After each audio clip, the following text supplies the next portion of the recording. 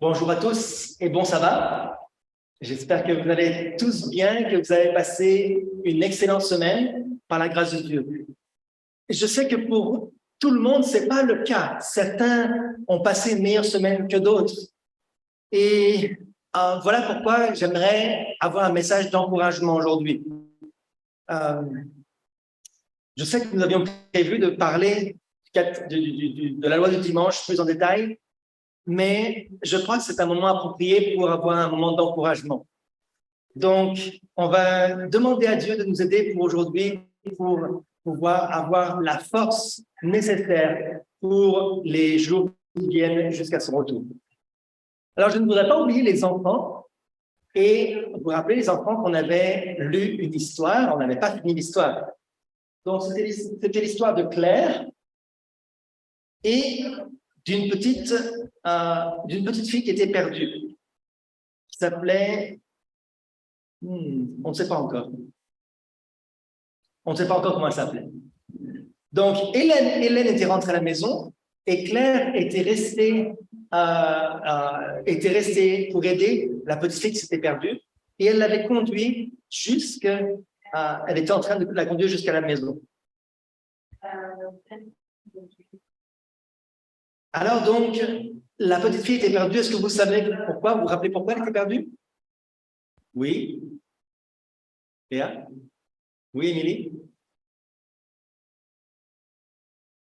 Oui, à cause du bruit de la ville. Elle vivait d'abord à la campagne, et à cause de la ville, le bruit de la ville, les nombreuses rues, toutes les maisons, elle ne reconnaissait pas sa maison, et elle était perdue.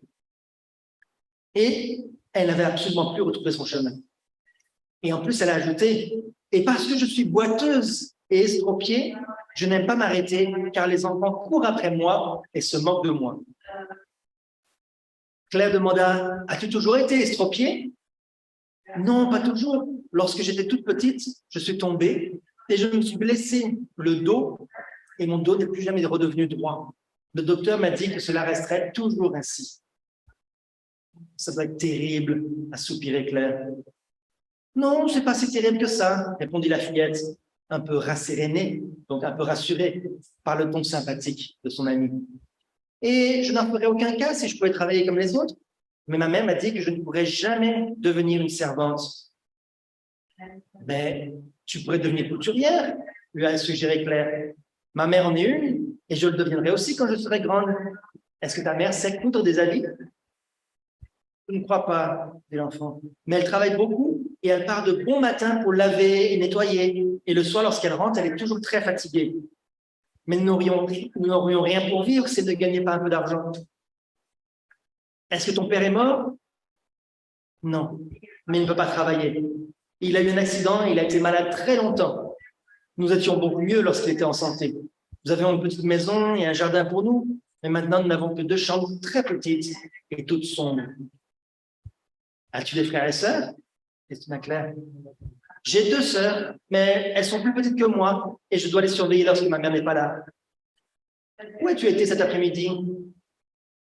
Claire croyait probablement avoir le droit de tout savoir de cet enfant qu'elle avait pris sous sa protection. Elle posait beaucoup de questions, n'est-ce pas?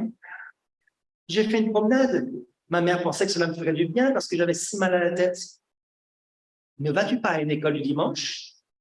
Non. Où va ta mère le dimanche? Nulle part. Elle reste à la maison. Et quelquefois, elle repasse notre linge. D'autres fois, elle nettoie les chambres.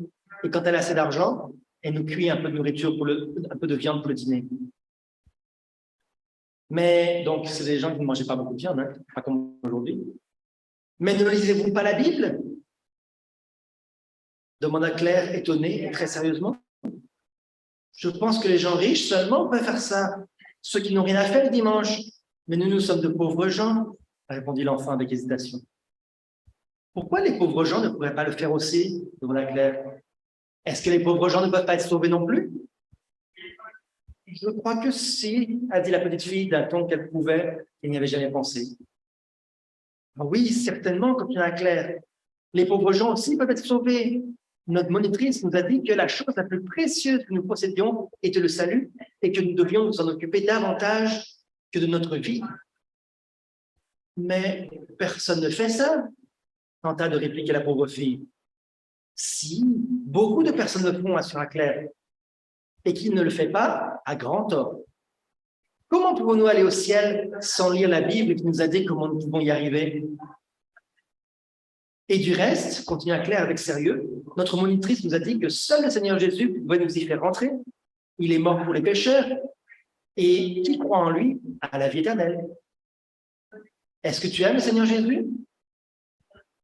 Je ne sais pas encore qui il est, a répondu l'enfant. Je ne sais pas si je l'aime ou pas. Alors pourquoi ne viens-tu pas à l'école du dimanche? Là, tu entendras de belles histoires de Jésus. Tu entendras ce qu'il a fait lorsqu'il était sur la terre, comment il a rendu la vue aux aveugles, l'ouïe aux sourds et guéri des paralytiques et des infirmes, tout comme toi. Oh, je voudrais vraiment qu'il me guérisse, a dit la petite fille avec des yeux brillants. Il l'aurait certainement fait si tu avais vécu dans ce temps-là. Et il le ferait assurément maintenant, si c'était bon pour toi. C'est ainsi que notre monitrice nous l'a dit. Mais elle a aussi dit qu'il y a bien davantage à faire pour nous, puisqu'il est mort sur la croix. Et si nous croyons en lui, il veut nous aimer, avoir soin de nous et devenir notre meilleur ami. N'aimerais-tu pas venir une fois à l'école du dimanche? Ah oui, j'aimerais beaucoup, si seulement... C'est quoi? Si j'avais de meilleurs habits, et si je n'étais pas boiteuse, car les autres enfants se moqueront de moi, dit la petite fille en hésitant. Non, ils ne se moqueront certainement pas de toi. Si seulement tes habits sont propres, cela ne fait rien qu'il soit vieux. Si tu veux, je viendrai te chercher dimanche prochain. Est-ce que c'est trop loin? Est-ce que c'est très loin pour toi, dit la petite fille? Non, ce ne sera pas très loin depuis chez vous. Nous prendrons un chemin plus court que celui d'aujourd'hui. Alors, je vais demander à ma mère, dit la petite fille. Et si elle le permet, je viendrai volontiers. Voici la rue Thomas. Je te remercie beaucoup de m'avoir accompagné. Là-bas, je vois ma mère qui a l'air de me chercher. Elle se sera inquiétée de ma longue absence. Ne veux-tu pas lui dire bonjour? Non, je dois vite rentrer à la maison. Et Claire se sauva en saluant aimablement la petite fille. Claire était une brave et modeste enfant et elle ne voulait pas qu'on la remercie. C'est pour ça qu'elle avait quitté si brusquement sa compagne sans même lui avoir demandé son nom. Si Louis Poli, tel était le nom de la fillette, avait été à l'école du dimanche ce jour-là et qu'on lui ait demandé qui était son prochain, que pensez-vous quelle aurait été sa réponse? Qui est son prochain? C'est clair, n'est-ce pas? Donc, on va voir ce qui s'est passé la semaine prochaine. Donc, avec cette petite fille,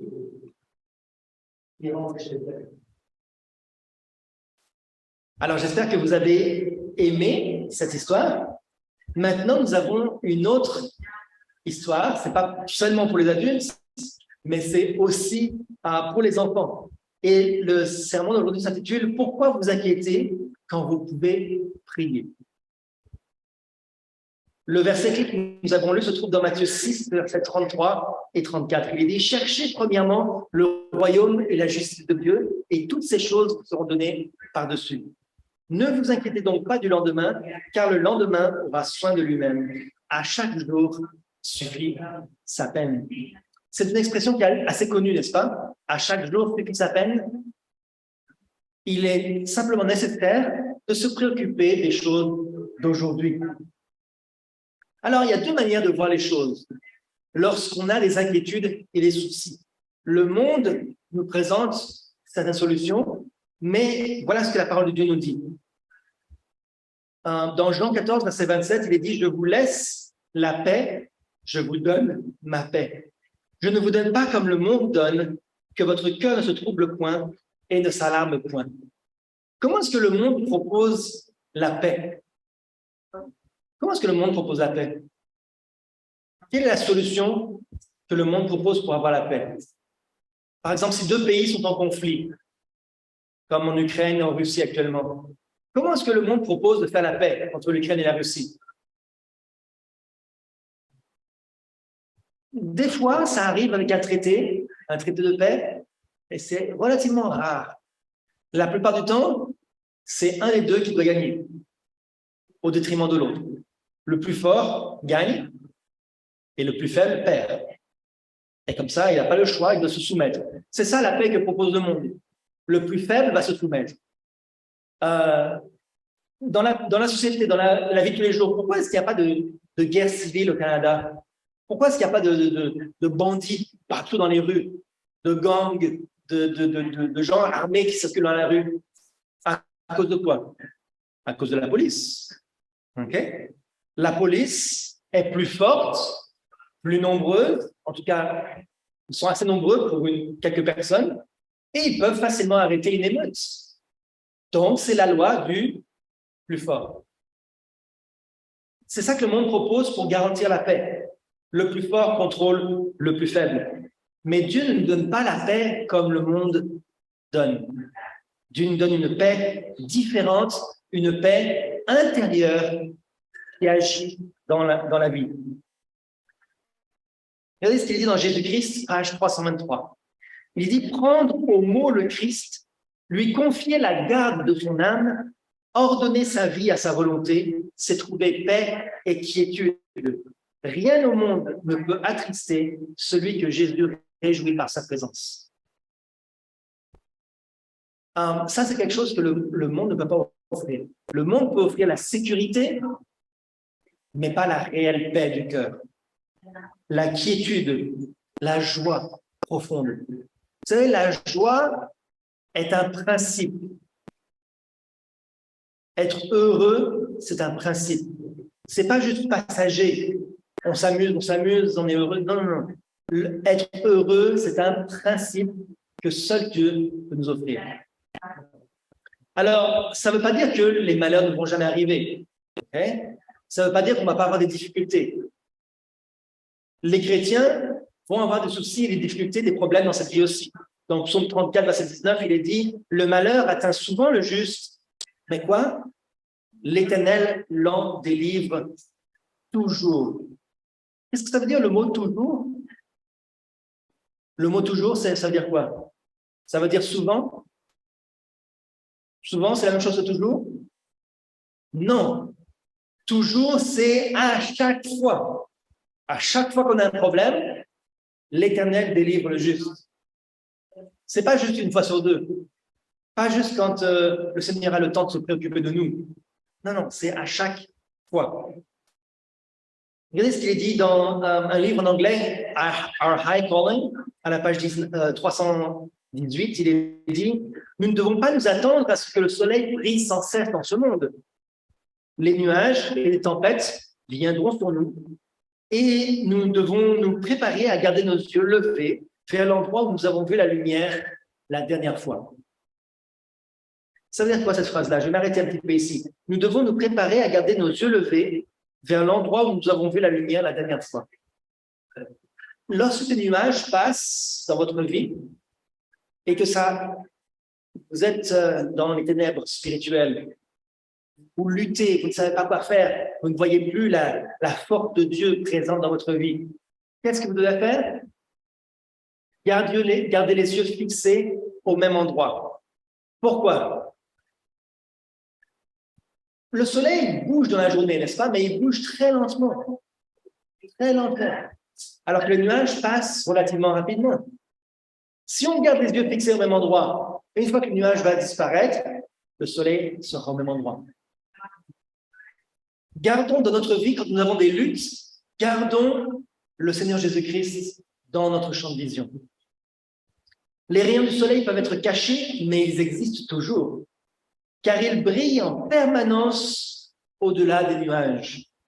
C'est notre part que d'attendre, d'observer, de prier et de croire. Alors, lorsque nous avons un moment de difficulté, des soucis, de la tristesse, de la faiblesse, des persécutions, toutes sortes de problèmes dans notre vie, quelles sont les 4 choses que nous devons faire? Seulement 4 choses. Première chose, attendre. Attendre de voir la puissance de Dieu se manifester dans votre vie. Oui, les problèmes arrivent, mais grâce à Dieu, ils repartent aussi. Et la première leçon à apprendre, c'est la patience. Observez les bontés de Dieu. Gardez les yeux fixés sur les autres choses que Dieu a fait pour vous, les miracles, la bienveillance de Dieu, la vie, la santé. Et continuez de prier et de croire. Ne perdez pas confiance. La foi ne disparaît pas si vous continuez à la maintenir et à la nourrir. La foi ne disparaît pas comme ça. C'est comme le vélo. Quand on apprend à faire du vélo, quand on a un enfant, on s'en souvient, même si on n'a pas fait de vélo pendant 10 ans. On ne va pas oublier. La foi, c'est comme ça aussi. La foi ne disparaît pas toute seule. Si on se sépare de Dieu, alors elle pourrait disparaître, mais elle ne disparaît pas toute seule. Gardons confiance au Seigneur. Il dit, nous apprécierons d'autant plus la lumière du soleil après que les nuages aient disparu. Nous verrons alors le salut de Dieu si nous avons confiance en lui, aussi bien dans l'obscurité que dans la lumière. Toutes les épreuves, tous les malheurs, la paix, la sécurité, la santé, l'espoir, la vie et le succès sont dans les mains de Dieu. Et il peut contrôler chacun d'eux pour le bien de ses enfants. C'est notre privilège d'être des demandeurs, de tout demander à Dieu en conditionnant notre demande à la soumission à sa grande sagesse et à sa volonté infinie. Ça, j'ai appris depuis tout petit. Lorsqu'on demande quelque chose à Dieu, on dit « si c'est ta volonté ». Si c'est ta volonté, Seigneur. On demande quelque chose à Dieu, mais on ne va pas exiger de Dieu. On va dire « Seigneur, si c'est ta volonté ». Donc, on doit tout laisser entre les mains de Dieu. Ça ne veut pas dire qu'on ne fait rien. Qu'est-ce qu'on doit faire? On doit faire les 4 choses. Okay? On doit avoir de la patience, attendre. On doit regarder Jésus. On doit prier et garder la foi. Donc, on ne doit pas ne rien faire. On peut faire notre part aussi. Mais cependant, on doit tout remettre entre les mains de Dieu. Ça, c'est à l'inverse du monde. Le monde vous dit, si vous avez un problème, prenez le problème, saisissez-le à bras le corps, luttez avec votre problème jusqu'à ce que vous ayez la victoire. Parce que le plus fort va gagner. Est-ce que vous n'avez pas des problèmes qui sont plus forts que vous, des fois?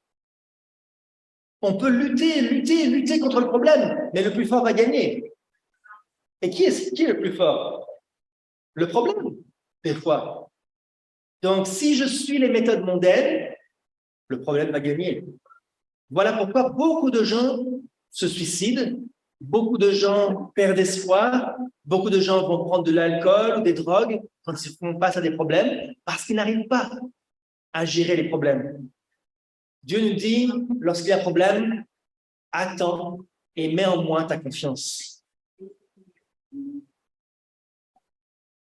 Alors, être un chrétien, c'est être quelque chose de différent du monde. Personne ne met en doute qu'il y a des problèmes dans cette vie qui sont des fois très difficiles. Il y a des vrais problèmes, des fois, qui rendent le sourire très difficile.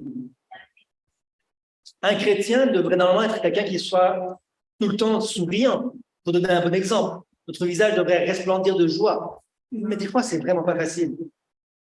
C'est pas facile dans certaines situations et beaucoup de problèmes sont inévitables. Mais notre visage, on devrait le contrôler parce qu'il envoie un message. Il est dit, juste la partie qui est en jaune, il est dit, si le chrétien ne voit que les aspérités du sentier, que les problèmes, il le rendra encore plus difficile qu'il ne l'est vraiment. J'ai toujours dit ça à mes enfants, et spécialement à Lily, parce que Lily est quelqu'un qui aime bien se plaindre.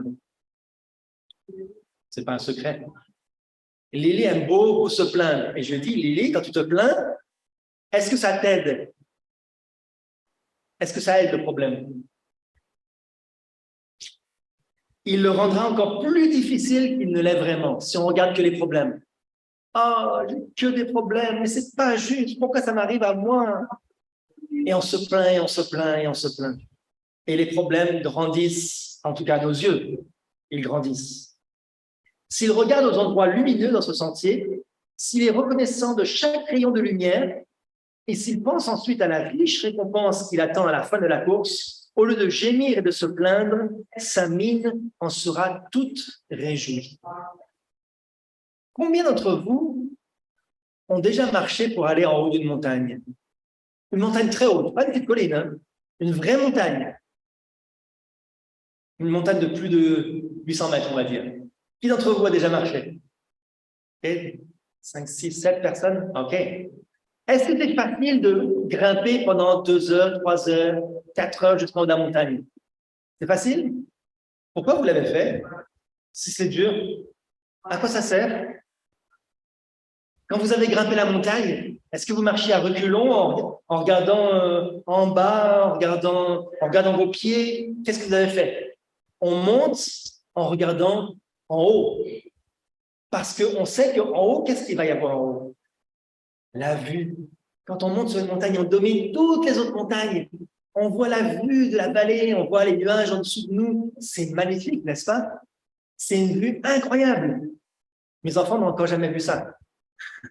Okay? Quand on monte sur une montagne de 1000 mètres, 1300 mètres, 1500 mètres, et qu'on voit toutes les autres en dessous, la vue est à couper le souffle, comme on dit. Ça vaut la peine d'être monté, d'avoir marché pendant 6 heures, 7 heures pour voir ça. Et on reste là peut-être 1 heure, et ensuite on redescend. Est-ce qu'on se plaint de la descente?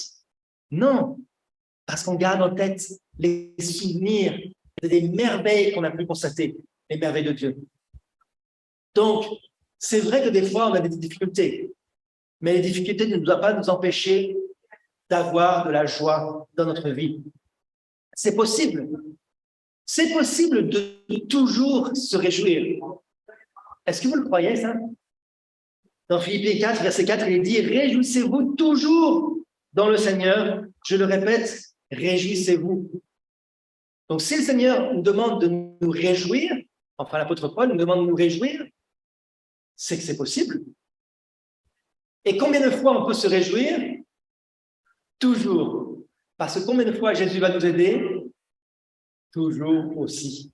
Le mot toujours signifie à tout moment. Ça inclut le temps de tentation, d'épreuve et le temps des problèmes. Jamais notre Dieu ne va nous permettre va nous demander de faire des choses impossibles. Dieu ne nous demande pas de faire des choses impossibles. Il sait que nous sommes humains. Il sait que c'est possible de se réjouir toujours si nous le suivons toujours. Alors, le verset, dans Philippiens 4, verset 6, il est dit « Ne vous inquiétez de rien, mais en toute chose, faites quoi? Faites connaître vos besoins à Dieu par des prières, des supplications, avec des actions de grâce. » C'est quoi des actions de grâce? C'est quoi? Des louanges. D'accord? Donc, lorsque l'on prie, on demande à Dieu des choses, on n'est pas juste en train de pleurer en disant « Oh Seigneur, ma vie est terrible !» Non, on dit « Seigneur, gloire à toi, tu es merveilleux, tu as fait toutes sortes de choses dans ma vie. Aujourd'hui, j'ai un petit problème à te présenter. Mais dans tout le reste de ma vie, tu m'as merveilleusement aidé. Alors, je sais que tu vas me venir en aide aussi maintenant, parce que j'ai confiance en toi, parce que tu m'as toujours aidé et tu m'aideras toujours. » C'est possible d'avoir le courage si on donne gloire à Dieu, si on fait ces actions de grâce. C'est possible avec des louanges. Dans 1 Thessaloniciens 5, verset 18, il est dit « Rendez grâce ». Ça veut dire remercier. En toute chose. Vous voyez le mot « toujours »,« toute chose », ça ne laisse aucune exception. Il n'y a pas une personne sur la terre qui peut dire « Oh, Dieu ne pense pas à moi, Dieu ne m'aide pas, je ne suis pas important aux yeux de Dieu. » Non. Et donc, ces passages nous aident à comprendre clairement que lorsqu'on a une mine triste, lorsqu'on murmure ou lorsqu'on se plaint, c'est en fait, comment ça s'appelle? C'est causé par quoi? Quand on se plaint ou quand on murmure, quand on ne voit pas d'espoir, c'est causé par un manque de foi. Un manque de foi. On ne voit pas, Dieu nous dit toujours, je suis avec toi toujours, je vais toujours t'aider. Et nous on dit, oh, ta vie est terrible. On refuse d'accepter le plan de Dieu qui est juste 4 choses à faire. Tout ce qu'on va faire, c'est suivre la parole de Dieu. Il nous a ordonné de faire ces 4 choses et c'est la seule solution à nos difficultés. Et avec l'aide de Dieu, on peut résoudre bien des problèmes si on a cette patience et cette foi. Et si j'y arrive vraiment pas? Vous savez, normalement, un chrétien ne devrait pas être déprimé. La dépression ne devrait pas être déprimée. Mais pourtant, il arrive qu'on soit quand même déprimé. Il peut arriver que vous ayez un tel problème que vous n'arrivez pas à voir la solution. Alors, qu'est-ce qu'on fait à ce moment-là? 1 Pierre 5, verset 7, il est dit « Déchargez-vous sur lui de tous vos soucis, car lui-même prend soin de vous. » Quand un enfant n'arrive pas à ouvrir, ou même des fois ma femme n'arrive pas à ouvrir un pot de confiture, qu'est-ce qu'on fait? Est-ce qu'on essaye et on essaye jusqu'à qu'on ait mal aux mains et on essaye encore? Non, qu'est-ce qu'on fait? On dit à une autre personne, tiens, tu vas le faire. Bon, souvent c'est à moi, à la maison, mais on demande à une autre personne. On va se décharger. Et est-ce que ma femme s'inquiète encore une fois qu'elle m'a donné le pot? Est-ce qu'elle s'inquiète? Oh, est-ce qu'on va réussir? Non. Elle dit, bon, il va s'en occuper. Ce n'est plus mon problème. Mon problème a disparu. Maintenant, c'est son problème. Et donc, il n'y a plus d'inquiétude. Dieu prend notre fardeau et il va s'en occuper. Dieu seul peut résoudre nos problèmes. Mais nous, qu'est-ce qu'on essaie de faire souvent? On essaie de tout régler par nous-mêmes, d'être les plus forts. On ne veut pas paraître faible, parce que le monde nous dit, les faibles, quoi? Les faibles vont perdre. C'est les forts qui vont gagner. Alors on essaie de montrer qu'on est fort. Et on essaie de régler tout par nous-mêmes. Et on n'y arrive pas. Et alors, c'est là qu'on est désespéré. On pense qu'on n'y arrivera jamais, que l'ennemi va nous vaincre parce qu'il est plus fort que nous. C'est vrai que l'ennemi est plus fort que nous, n'est-ce pas? Si on suit les méthodes du monde, c'est sûr qu'on va perdre. Mais avec la foi, on va suivre les plans de Dieu. Dans Témoignage, volume 2, page 196, il est dit « Nous travaillons très dur pour subvenir à nos besoins. Nous avons des difficultés et nous manquons terriblement d'une ferme confiance en Dieu. Beaucoup peinent et travaillent dur, font toutes sortes de plans de peur de manquer. Ils ne peuvent pas se permettre de perdre du temps pour prier ou se rendre à des réunions religieuses. Et dans leur souci pour eux-mêmes, ils ne laissent aucune chance à Dieu de se soucier d'eux. Et le Seigneur ne fait pas beaucoup pour eux, car il ne lui en donne aucune occasion. Ah, j'ai pas le temps, j'ai tellement de problèmes, j'ai pas le temps de venir aux réunions de prière du mercredi soir. J'ai pas le temps, j'ai trop de problèmes. Et qu'est-ce que Dieu fait? Dieu dit, je voudrais bien t'aider. Mais le moment pour t'aider, c'était mercredi soir, à 19h, sur Zoom. C'est là que je voulais t'aider. Alors, comme tu n'es pas venu, je ne peux pas faire grand-chose pour toi. Mais pas de problème, je serai là mercredi prochain pour t'aider. Vous comprenez? Nos problèmes peuvent être résolus si nous venons à Jésus, si nous nous soumettons à Jésus. Alors, j'aimerais bien vous raconter une histoire vraie d'un monsieur qui a voyagé du Nigeria au Cameroun. Donc, c'était l'épreuve d'un frère qui devait traverser la mer. Donc, le Nigeria, c'est le pays qui est souligné en rouge, je pense que vous le voyez, et le Cameroun juste à côté. Mais pour passer de l'un à l'autre, le plus simple, ou un des meilleurs moyens, c'est de passer par la mer. Et c'est un voyage qui prend environ 8 heures par la mer. Donc, le frère est monté sur le bateau, et avant le départ, il a constaté qu'un homme était là, agenouillé, et il priait à voix haute sur le bateau. Il priait pour demander à Dieu de les guider pendant le voyage.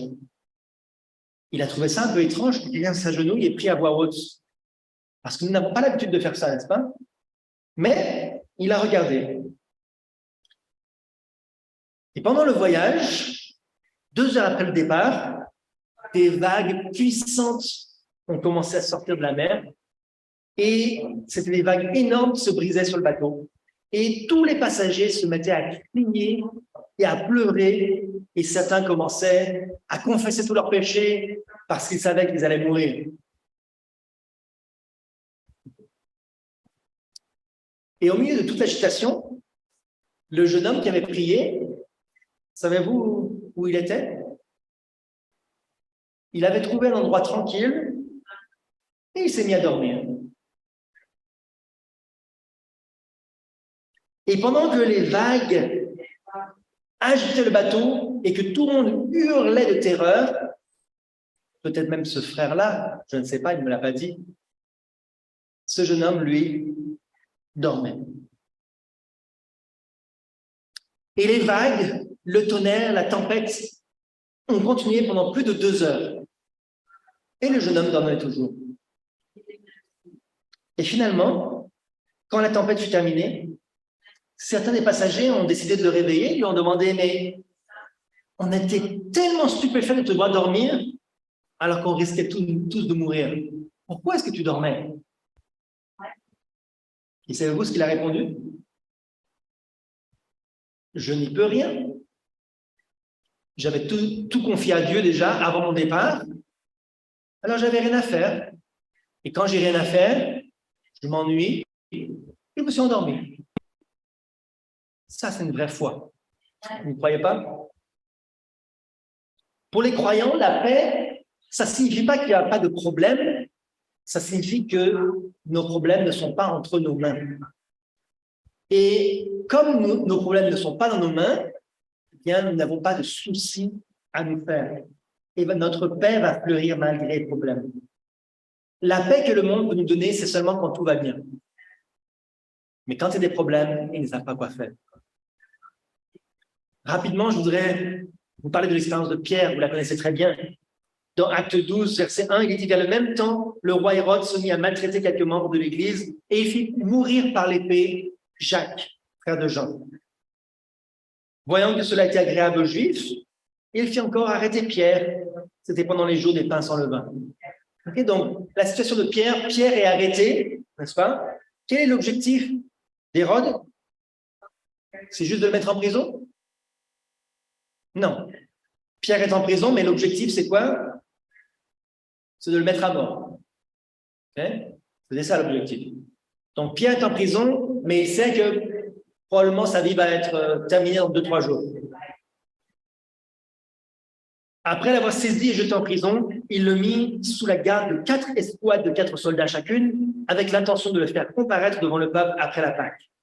Pierre, donc, était gardé dans la prison, et l'Église ne faisait quoi? Ne cessait d'adresser pour lui des prières à Dieu.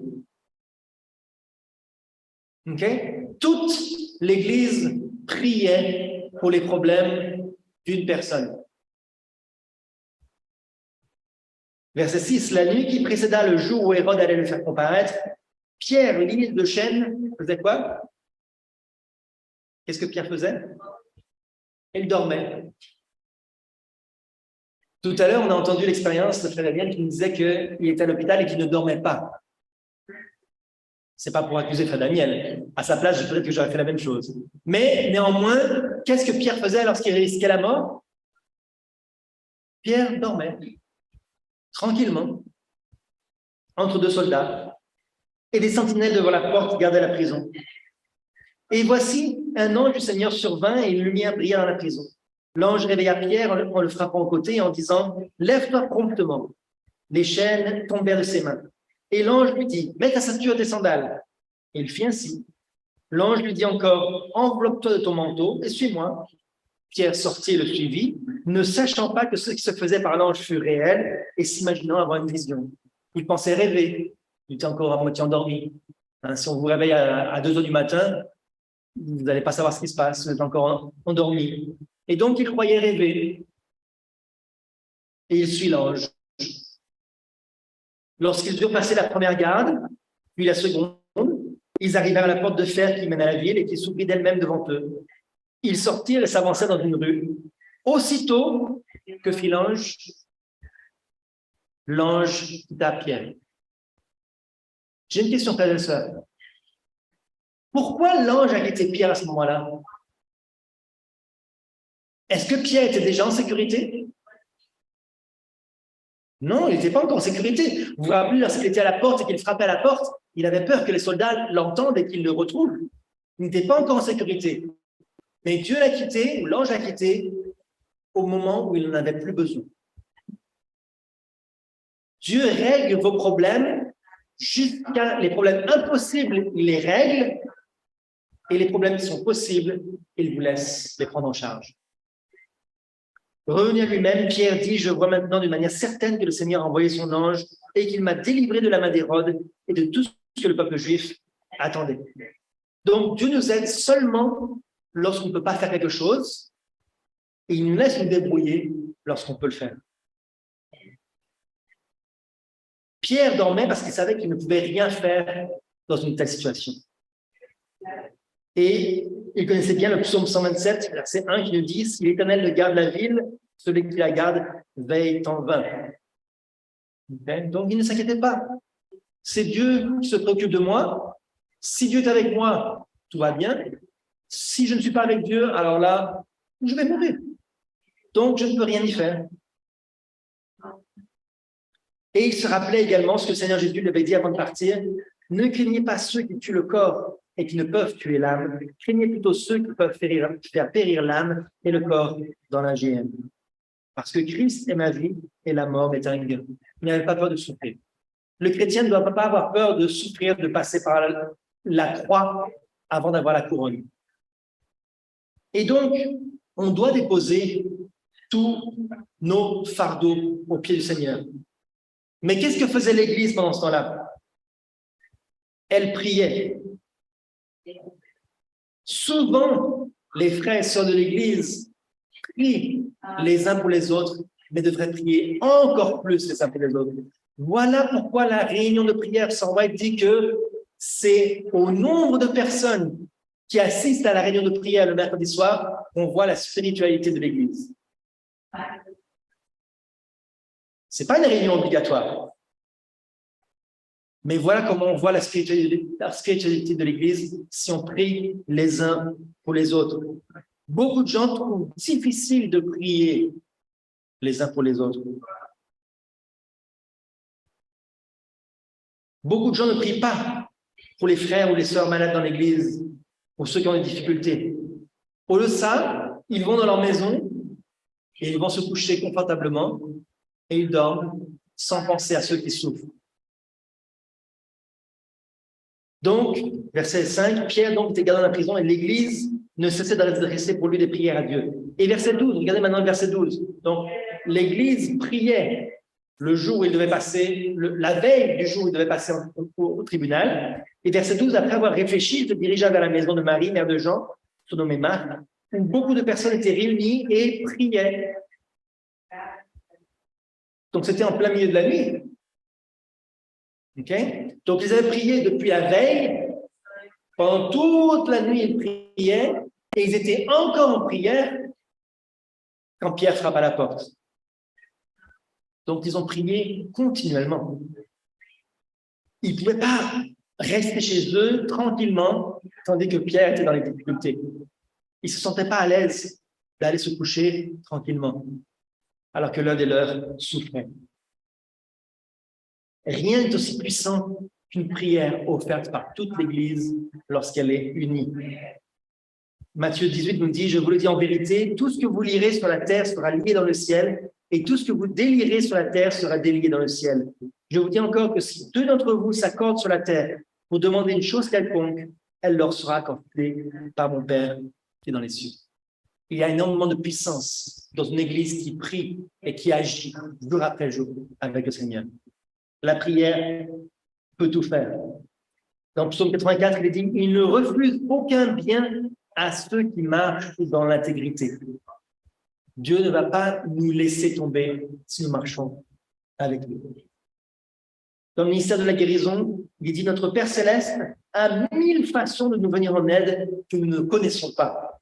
Ceux qui acceptent de le servir avant toute autre chose verront leur perplexité s'évanouir et s'étendre à leurs pieds un sentier bien tracé. On ne voyait rien, on était dans les ténèbres, on ne sait pas. Et puis quand on est fidèle, la perplexité, le doute va s'évanouir et le chemin va être tracé bien clairement. Alors, une histoire encore pour les enfants. Une histoire qui s'intitule La femme et le sorcier. C'était une femme qui prétendait être croyante et qui avait un fils unique qui est tombé malade. Et elle ne connaissait pas très bien sa Bible, alors elle était très inquiète et elle craignait que son fils ne meure.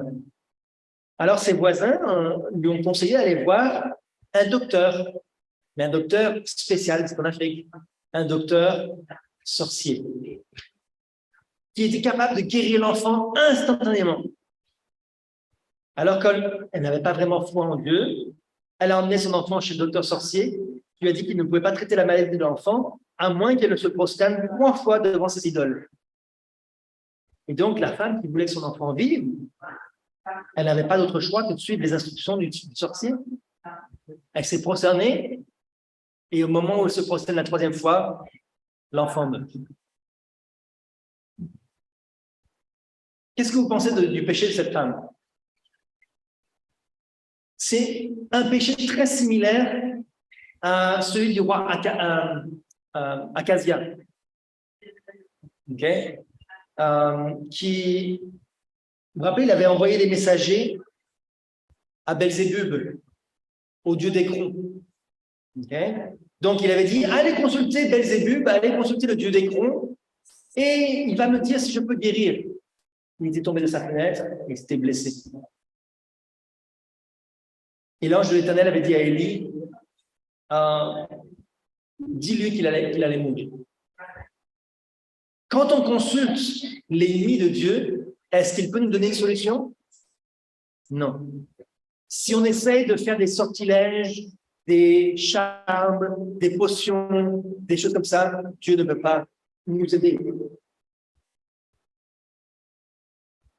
Il est dit dans Témoignage volume 1, il est dit, si notre foi chancelle, nous ne recevrons rien, notre confiance en Dieu doit être inébranlable. Et à l'heure où nous en aurons le plus urgent besoin, la bénédiction descendra sur nous comme une ondée qui fertilise les campagnes. Au moment où nous en aurons besoin.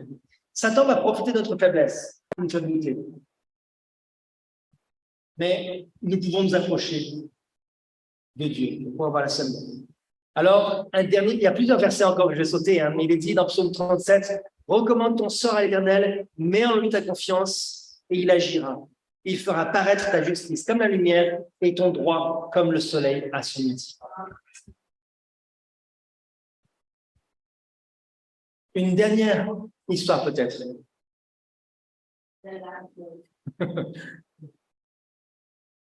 Vous vous rappelez tout à l'heure, on a dit que lorsque les nuages passent entre vous et le soleil, gardez le soleil, gardez les yeux levés en haut. Il y a une histoire qui nous a racontée d'un aigle qui était dans une tempête. Vous connaissez cette histoire? Un aigle était dans la tempête et pendant la tempête, tous les autres oiseaux se sont réfugiés sous des branches, dans des cavernes, dans des coins des rochers pour être protégés. Mais l'aigle avait du mal, il luttait, il essayait de monter et de grimper. Et il luttait à cause du vent, à cause de la pluie terrible. Il luttait, jusqu'à ce qu'il arrive à dépasser les nuages. Et qu'est-ce qu'il y a au-dessus des nuages? Le ciel bleu. Vous êtes déjà allé en avion, la plupart d'entre vous. Vous avez déjà pris l'avion. Lorsqu'il y a une tempête, lorsqu'il pleut et que l'avion passe au-dessus des nuages, le ciel est toujours bleu au-dessus des nuages. Voilà pourquoi Ésaïe 40 nous dit, il donne de la vigueur, il donne de la force à celui qui est fatigué et il augmente la vigueur de celui qui tombe en défaillance. Les adolescents se fatiguent et se lassent, et les jeunes hommes chancellent, mais ceux qui se confient en l'Éternel renouvellent leur force. Ils prennent le vol comme les aigles. Pas facile pendant la tempête, mais quand on passe au-dessus des nuages, l'aigle n'a besoin de faire plus aucun effort. Il peut planer et planer pendant des heures et se reposer. Il court et ne se lasse point. Il marche et ne se fatigue point. Alors que l'Éternel vous permette de faire cette expérience avec lui aujourd'hui et cette semaine. Il vous donne cette paix dans le cœur, une paix que le monde ne peut pas offrir. Quand vous avez des difficultés, pensez à cet aigle qui lutte jusqu'à ce qu'il ait la victoire. Que Dieu vous bénisse et qu'il vous vienne en aide dans vos problèmes quotidiens. Amen.